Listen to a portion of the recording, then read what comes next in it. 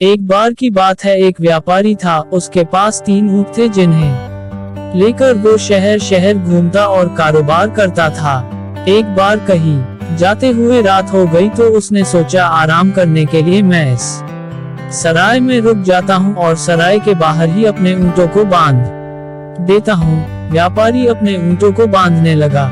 2 ऊँटों को उसने बांध दिया, लेकिन जब तीसरे ऊँट को बांधने लगा तो उसकी रस्सी खत्म हो गई। तभी उधर से एक फकीर निकल रहे थे। उन्होंने व्यापारी से उसकी परेशानी पूछी तो व्यापारी ने कहा कि उसे सराय के अंदर जाकर आराम करना है, लेकिन तीसरे ऊंट को बांधने के लिए उसके पास रस्सी कम पड़ गई है। फकीर ने जब व्यापारी की समस्या सुनी तो वह बड़े जोर जोर से हंसने लगा और उसने व्यापारी से कहा कि जैसे उसने 2 ऊंटों को बांधा है वैसे ही इसे भी बांध दें।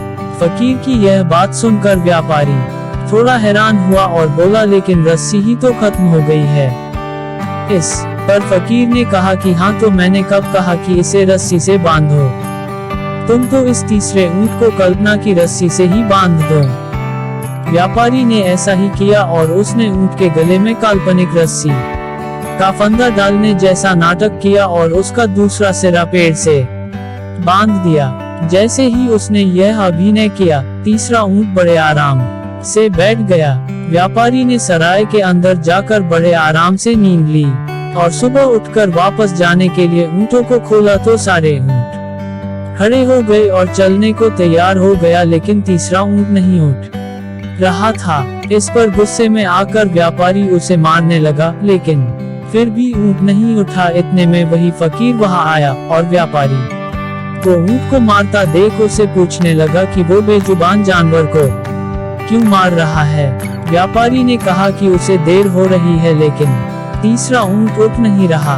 व्यापारी का जवाब सुन फकीर ने व्यापारी से कहा कि अरे भाई, कल इसे बांधा था, अब आज इसे खोलोगे तभी तो उठेगा। व्यापारी ने कहा, मैंने इसे हकीकत में थोड़ी बांधा था, सिर्फ नाटक किया था। फिर फकीर ने व्यापारी से कहा कि कल जैसे उसने इसे बांधने का नाटक किया था वैसे ही अब आज इसे खोलने का भी नाटक करें। फकीर की बात मानकर व्यापारी ने ऊंट को खोलने का नाटक किया और ऊंट पल भर में उठ खड़ा हुआ। कहानी से हमने क्या सीखा है? लोग भी परंपराओं की रस्सी से इसी अदृश्य रस्सी की तरह बंधे रहते हैं, जिसमें गलत सही का अंतर करना भी भूल जाते हैं।